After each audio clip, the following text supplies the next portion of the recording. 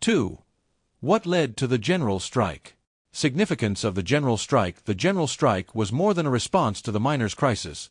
It marked a pivotal moment in British history. It cannot be reduced to simple facts about the coal industry or union solidarity. Its scope reflected broader social and economic crises across industries and classes. Coal industry as a key factor. Coal held a central position in Britain's economy, making its struggles critical to the broader crisis. For nearly a decade, the coal industry was at the heart of Britain's economic difficulties. While the coal crisis is central, it must be viewed in the context of a general systemic crisis. Broader social forces. The strikes unified worker action points to deep, shared economic and social pressures across industries. Alignments in battle formation among workers suggest more systemic causes rather than isolated acts of solidarity. The general strike was a symptom of a larger societal crisis, not a singular event. Historical context of 1919 as a turning point for British capitalism. The aftermath of World War I forced British capitalism to readjust under challenging conditions.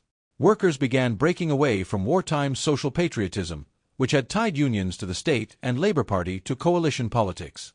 Post-war worker demands. Major unions, miners, engineers, railwaymen, dockers, launched aggressive campaigns for higher wages, shorter hours, broader demands like nationalization and democratic control, e.g., miners. Strikes and strike threats dominated the period, reflecting workers' increasing strength and confidence. Worker rejection of government mediation. Workers refused to participate in the government's National Industrial Conference aimed at industrial peace. Their refusal highlighted a growing sense of empowerment and dissatisfaction with the status quo. Growth of trade union power. Dramatic rise in trade union membership demonstrated worker mobilization. Membership doubled from 4.19 million in 1913 to 8.08 million in 1919 and 8.49 million in 1920. This surge illustrated a newfound solidarity and organizational strength within the working class. Capitalist concessions. Capitalist responses to worker demands included significant concessions. Real wages rose above pre-war levels.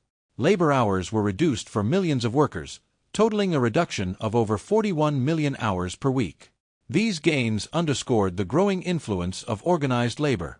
Class consolidation and development. The events of 1919 to 1920 reflect a process of class consolidation. Workers developed collective power and sharpened their demands for systemic change. These developments laid the groundwork for the general strike of 1926, illustrating a broader historical trajectory of class struggle. Class consolidation. Rising discontent in the ruling class. Post-war challenges. Discontent grew among capitalist elites against the liberal coalition's policies and excessive government spending. Concerns over the termination of the artificial wartime prosperity and the economic slump fueled demands for austerity and a return to pre-war norms, back to 1914. Economic policies. The ruling class dodged contentious issues like nationalization of industries, e.g., mines, while centralizing its own power through a conservative-led government. Policies of decontrol reduced state oversight over private industry and sought to curb inflation, which had risen to dangerous levels. Worker responses and the formation of the Communist Party. Fusion of movements. Socialist groups, e.g., British Socialist Party, Socialist Labour Party, joined forces with grassroots movements like shop stewards' committees to form the Communist Party of Great Britain in affiliation with the Communist International. This marked the emergence of a class-conscious political party connected to the broader revolutionary workers' movement in Europe. Union centralization. The struggles of 1919 to 1920 spurred efforts to centralize the trade unions. Formation of the General Council of the Trades Union Congress, TUC, in 1921. Establishment of joint committees between the TUC and Labour Party to coordinate actions. Councils of action emerged during crises, demonstrating local worker mobilization. Class consciousness. The Communist Party crystallized the growing class consciousness, helping align workers' movements with revolutionary ideologies. However, the centralizing efforts were hindered by unions operating independently and a lack of strong leadership structures. Economic and social conditions post-1920 shift away from concessions. By late 1920, the era of worker concessions ended as capitalist retrenchment policies took hold. A severe economic slump began in 1921, marking the foundation for escalating class conflict in subsequent years. Economic figures. State expenditure surged from £172 million in 1913 to £1.145 billion in 1920-21, remaining at £824 million in 1925-26 despite austerity efforts. Municipal spending increased from £71 million pre-war to approximately £160 million post-war, indicating a dramatic rise in state intervention in the economy. Export recovery stagnated at 75% to 85% of 1913 levels, exacerbating industrial difficulties. Capitalist class offensive. Facing economic pressures, the ruling class launched a counter-offensive against workers instead of bearing further financial sacrifices. Class warfare began in earnest, with significant advantages held by the capitalists. Worker resistance and failures. Collapse of the Triple Alliance. The alliance of miners, railwaymen, and transport workers failed to act in solidarity, with leadership reluctant to engage in coordinated strikes. The miners were left vulnerable, becoming the first target of the capitalist counteroffensive. Losses in industrial action. Workers mounted resistance, resulting in significant losses. 86 million working days lost in disputes in 1921, 20 million in 1922, and 10 million in 1923. Workers collectively lost £10 million per week in wages during this period. Implications for the general strike of 1926. Preparation through struggle. The defeats and resistance of the early 1920s were pivotal in shaping the conditions for the general strike. Despite setbacks, these years of conflict and organization laid the groundwork for mass worker mobilization in 1926. The challenges of 1919 to 1923 were instrumental in solidifying the tensions that erupted in the general strike, demonstrating the interrelation of these years with the broader class struggle. Facts of the economic crisis. Unemployment crisis and economic decline. Unemployment as a growing crisis. Unemployment soared during the early 1920s, reflecting systemic economic struggles. Government-reported unemployment figures, likely underestimates, highlight the scale. 1921, 1,509,029 unemployed. 1922, 1,828,223 unemployed. 1923, 1,343,725 unemployed. 1924, 1,134,742 unemployed. 1925, 1,237,700 unemployed. Persistent high unemployment created anxiety among capitalists and intensified class consolidation within their ranks. Ruling class response. The ruling class tightened its grip on political power despite its inability to solve economic and social problems. Class solidarity among capitalists grew, aligning with the most reactionary elements within their ranks to defend their position. Industrial decline across key sectors. Agriculture. Pre-war decline continued after temporary wartime improvement. Arable land fell from 11.3 million acres in 1913 to 10.9 million in 1924, with a further decline of 300,000 acres in 1925. Permanent grassland increased, reflecting reduced cultivation. Iron and steel industry. Sharp reduction in operational capacity and output. 1913, 338 blast furnaces producing 855,000 tons of pig iron. 1924, 181 furnaces producing 601,900 tons of pig iron. By March 1925, only 164 furnaces were operational out of 482 available. Machinery exports. Exports fell from 689,389 tons in 1913 to 400,000 tons in 1922, with no significant recovery. Shipbuilding. Severe decline in ship tonnage laid down. 1919, 601,000 tons. 1923, 101,000 tons. 1924, 263,000 tons. Cotton industry. Post-1922 cotton exports reached only 60% of 1913 levels. Coal industry. Decline in all areas except domestic consumption. 1,924 coal exports fell by 12 million tons compared to 1913. Trade imbalance worsening. Import-export gap. Imports increased by 4.1% compared to 1913 levels, while exports fell by 24.5%, measured in 1913 prices. Implications for the capitalist class. The inability of the capitalist class to recover from these economic setbacks weighed heavily on British capitalism, driving political and class tensions. Highlighted their failure to address systemic economic issues despite maintaining political power. Connection to the general strike. These economic struggles and failures to recover formed the foundation for the class tensions leading to the general strike of 1926. High unemployment, industrial decline, and trade imbalances intensified worker dissatisfaction. The ruling class's inability to stabilize the economy underpinned the political developments that culminated in the strike. Capitalist class strategy. Political shifts. Post-World War I breakaway of labor leaders. The Labour Party broke away from the coalition government during the war period due to discontent and ruling class failures. Collapse of the Liberal-Tory coalition. Widespread worker movements and ruling class anxiety over economic issues shattered the Liberal-Tory coalition in 1922. This marked the decline of the Liberal Party and the consolidation of the ruling class under a more reactionary Conservative Party. The Conservative Party's strategic maneuvering, transformation and election strategy. Conservatives under Baldwin abandoned Liberal influence and adopted tariff wars as an industrial solution, though motives were ambiguous. It may have been a genuine economic strategy or a political move to outwit the Labour Party. Called a general election despite Labour's rising popularity, effectively setting the stage for a short-lived Labour minority government. Undermining Labour. During Labour's 9-month government, 1924, Conservatives overhauled their party and leadership. Ensured Labour leaders aligned with Conservative policy fundamentals. Exploited middle-class fears of revolution, using tactics like forgery to discredit Labour. Conservative election victory and governance. Election results. Conservatives secured power through disproportionate representation. 48% of the votes yielded 68% of the seats in Parliament. Labour earned 33.8% of votes but only 25% of seats. Liberals were marginalised with 18.1% of votes and just 6.5% of seats. Policy priorities. First budget, reduced taxation by £42 million, benefiting the upper class. Cut unemployment relief and tightened conditions for benefits under the Insurance Act. Imperialist campaign, advocated imperial expansion as a solution to unemployment and economic stagnation.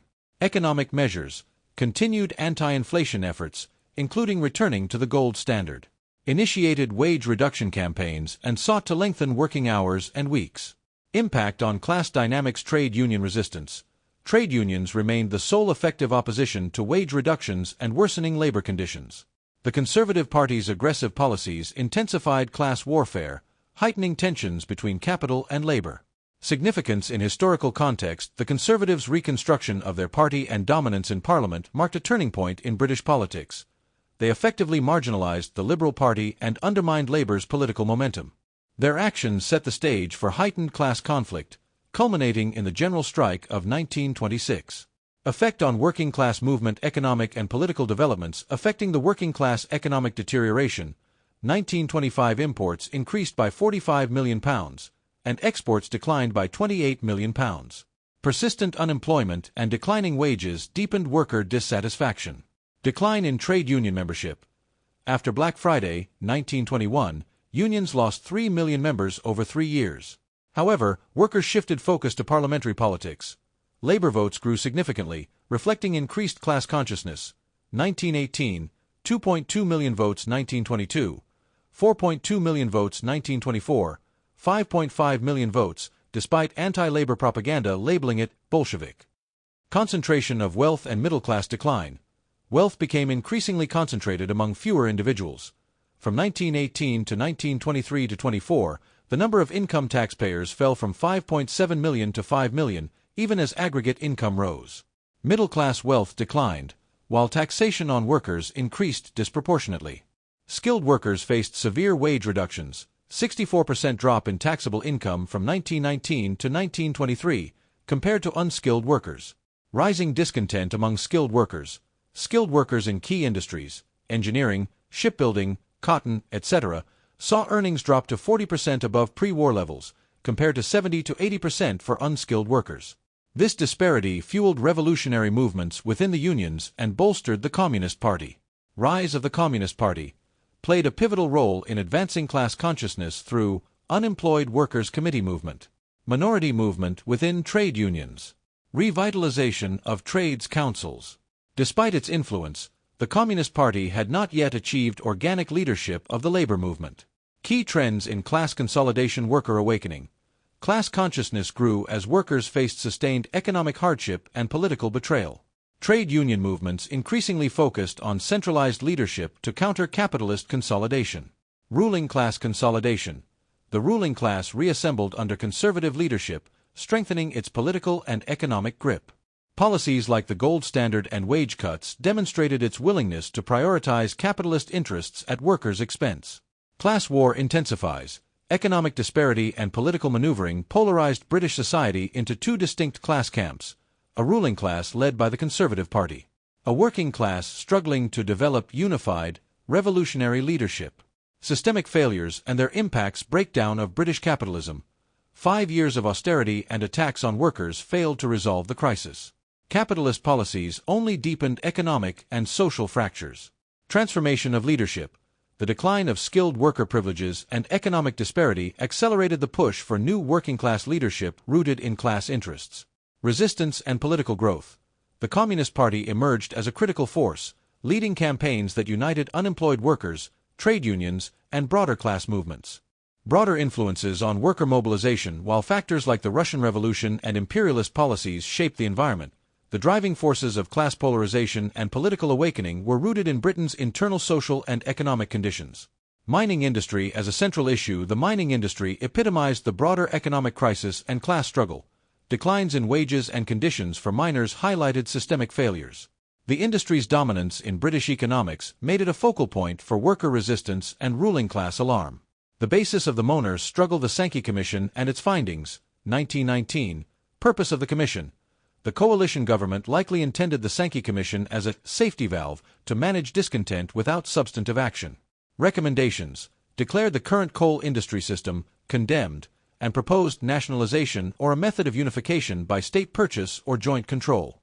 Suggested immediate nationalization of mining royalties and state ownership of coal mines with fair compensation within 3 years.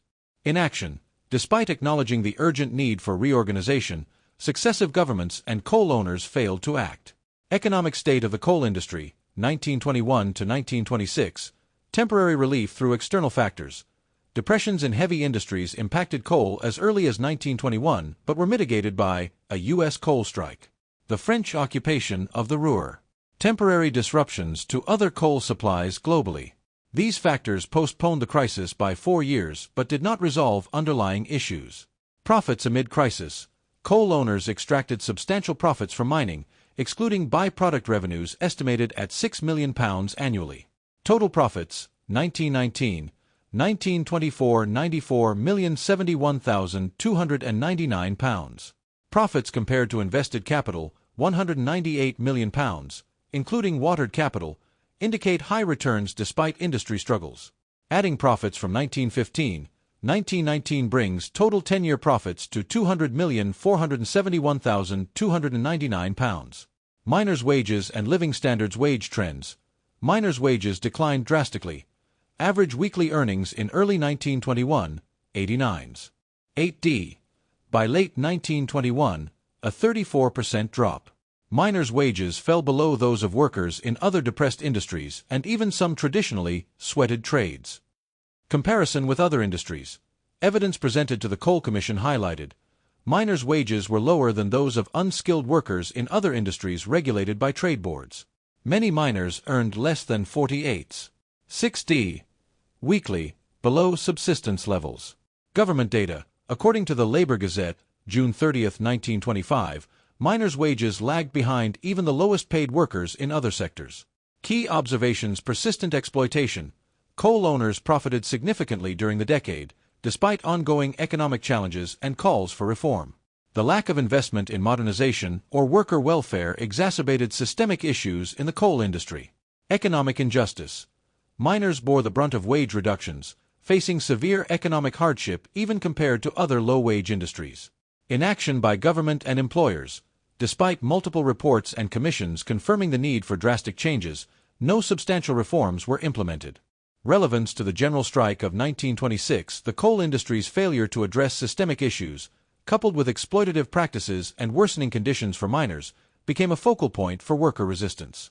The economic disparity and neglect highlighted by these figures laid the foundation for solidarity among workers, culminating in the general strike.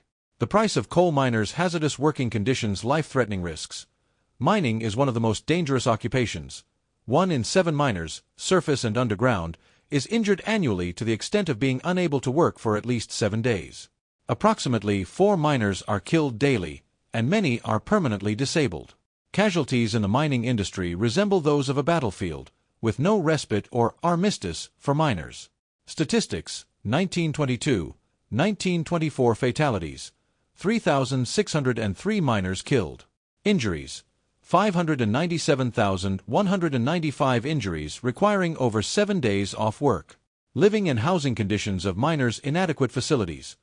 Miners work in semi-dark, wet, coal dust-laden conditions without access to proper pithead baths. After work, they often return to overcrowded homes with minimal facilities.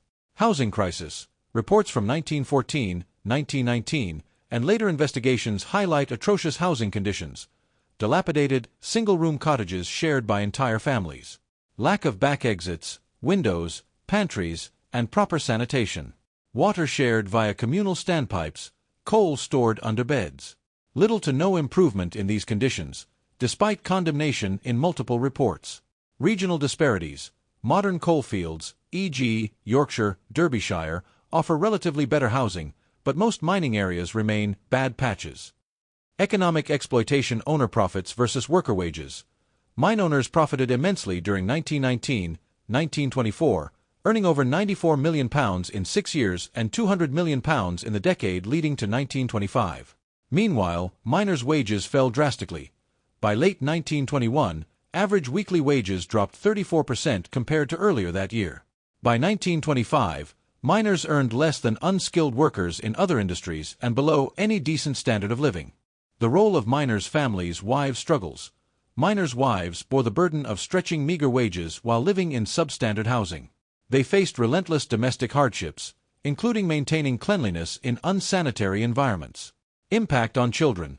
Poor living conditions and economic insecurity had devastating effects on miners' children, though specifics are not detailed. Economic and social foundation of the miners' struggle. The harsh realities of miners' work, inadequate living conditions, and declining wages created a profound sense of injustice. The fight for better wages and conditions represented a broader struggle for survival against profit-driven mine owners. Convergence with the general strike labor movement. Resentment. By 1925, resentment against wage cuts and worsening conditions grew across the working class. The Trades Union Congress, TUC, pledged to resist further wage reductions and longer hours. Miners' Federation stance.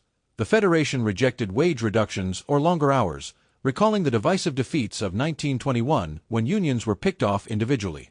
Miners sought solidarity across the labor movement to avoid a repeat of past failures. Unifying factors. The miners' struggle became a rallying point for the broader labor movement. The collective resistance to capitalist exploitation converged in the general strike of 1926, marking a historic moment of worker solidarity against entrenched economic injustice.